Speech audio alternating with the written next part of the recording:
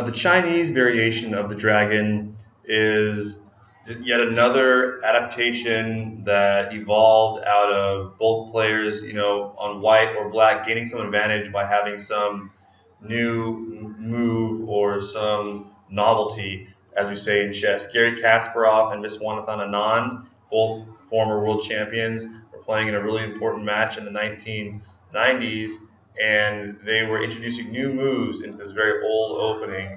And it was found that certain moves changed the advantage from black to white or vice versa. And so then one of the moves that avoided one of those other lines was a move we're going to learn in this lesson that turns it into the so-called Chinese dragon. And it also, once again, it changes the nature of the opening, and it will take you into another very interesting line. And so we start out with the very typical dragon, and then we get down into like the 10th or 11th move before we change something, and it's black that makes the adaptation. So again, we're going to see the familiar opening, and you're going to want to see it lots of times so you can see the patterns and the different changes. And a lot of times it'll transpose. The move order won't be exactly the same as this, but it will transpose into the moves that we see. So same thing, d6, trade off this pawn, take out the knight, go into the dragon, play f3, normal stuff, castle.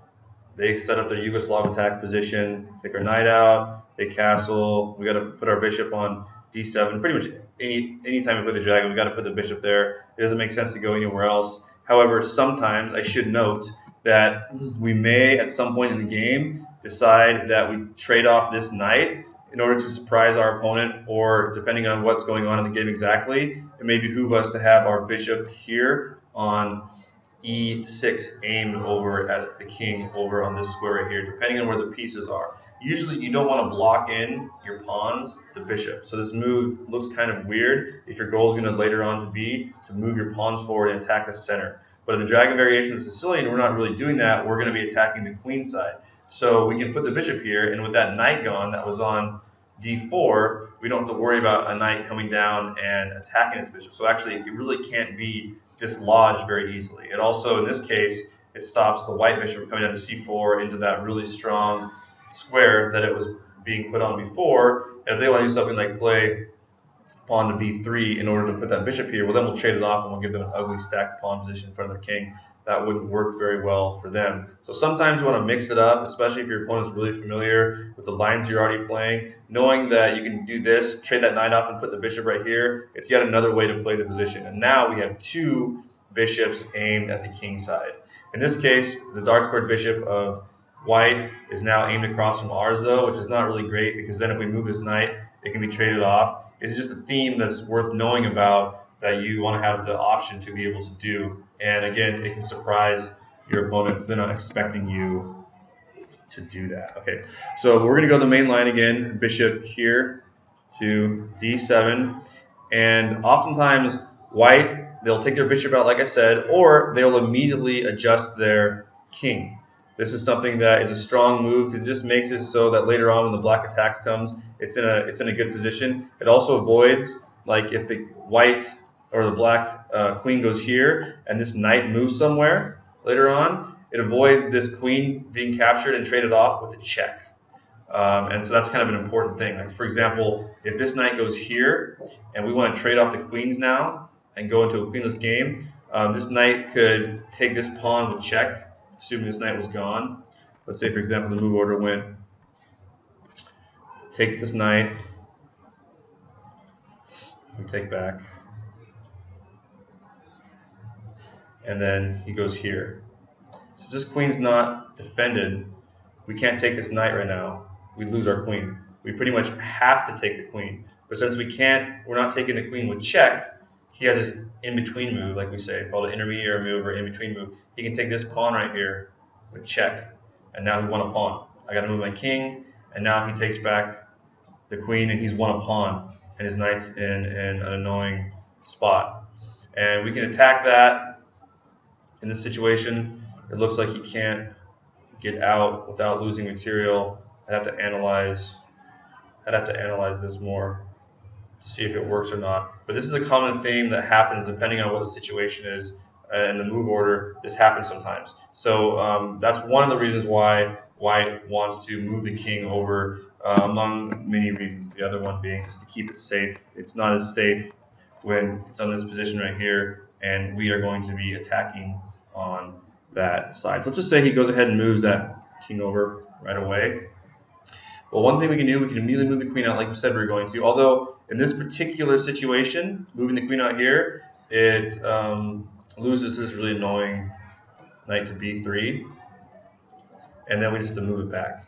And if we move it back here, the knight can attack it again, and we can put it here. And actually, if we put our queen here in this situation, it looks kind of ugly, like it's not in a good spot. But later on, depending on what White does, let's say for example, I don't know, White decides to move his bishop out now, which wouldn't be a very good thing to do. The knight's right here. It actually makes less sense. So in this situation, it would make more sense for White to put their knight or their bishop right here, and that will support the pawn storm. But just for an example, if this does happen, now you can knock this knight back, and now we can start a pawn storm, and actually our queen is now in a really good position to push this pawn forward, and we have a really powerful attack. So now, let's say for example, we go like this, we just lodge this knight immediately, he's got nowhere to go except for maybe he can go here, and then we can attack it with this, and it's just going to lead to a really interesting game. I mean, he can trade these things off, but we have an attack going on here. And now later on, even though we just made some trades, we're going to be able to say whatever. We're going to be able to attack here, and it's going to be a really interesting race for a checkmate. And both sides' attacks are coming really fast. That's just an example of what can happen. But I would prefer not to go down into that line, so I wouldn't play this queen move to a5 yet. When this knight is here, I wouldn't do it. What usually happens is that this bishop will come out first, and then we can play, and then we wait for him to tuck it over to b3, and then we can play the queen out. But we're right now learning about the Chinese dragon, right? So the typical move in the Chinese dragon in this position will be to play rook to b8, or we can play knight to e5. So the move order is really interesting. It just depends. If we play knight to e5 first, and they want to kick our knight off, now we can attack the bishop, and the only place it has to go is all the way back here in order to keep itself. So that's fine. Later on, we can put it back here. That's something that's really annoying. That can happen if we play that move first. Or we play this move, and they don't want to do that, so they won't play that move, and they will just continue to develop. They will then bring their bishop out. This is the main line. Oh, they can't do it yet because of the knight. Sorry. Let's go back. I just want to show you guys the main Chinese line. So you would play rook to b8 here. This is a lot different than bringing these pieces out and moving the rook over. And by doing this, you're saying that you're going to push this pawn forward and you're going to attack this way. And it tends to work really well, and it can surprise your opponent when they're not ready for it. They're probably just going to say, you know what, I don't care. I'm going to bring my pieces out like I was and continue my attack. But now we can play a6 and a5, which means our attack will come quickly. We can attack the knight immediately right here, make him tuck away, which is what will usually happen, and now we just play b5. This is the main line.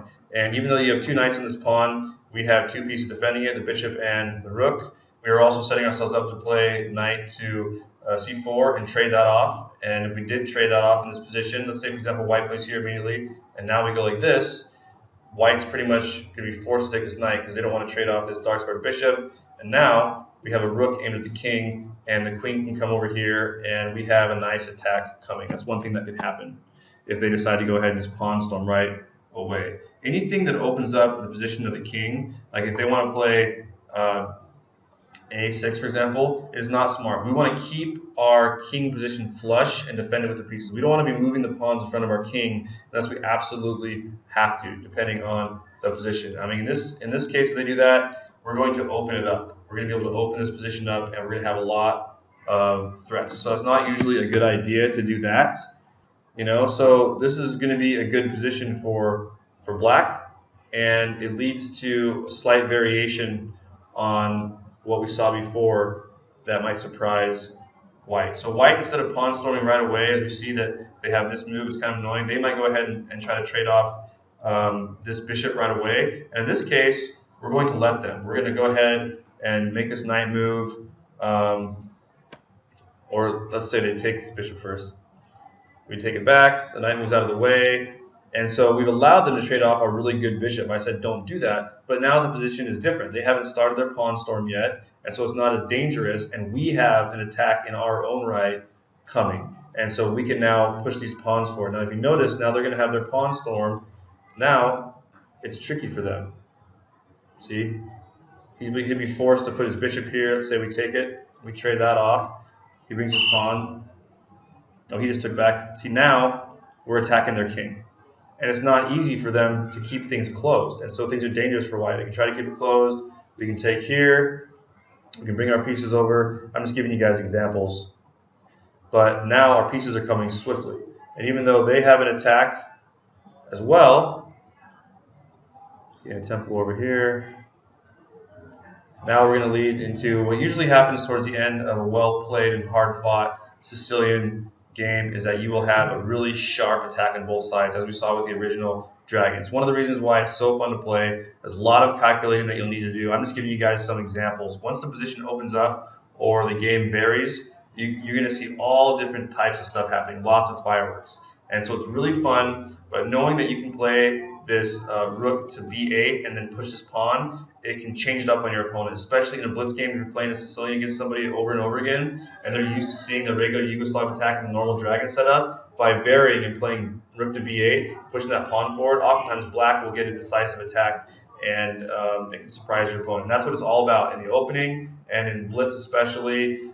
Getting something that puts your opponent on the back foot and surprises them is a good thing. So it's definitely useful to have the Chinese dragon variation ready to go in your back pocket when you need it.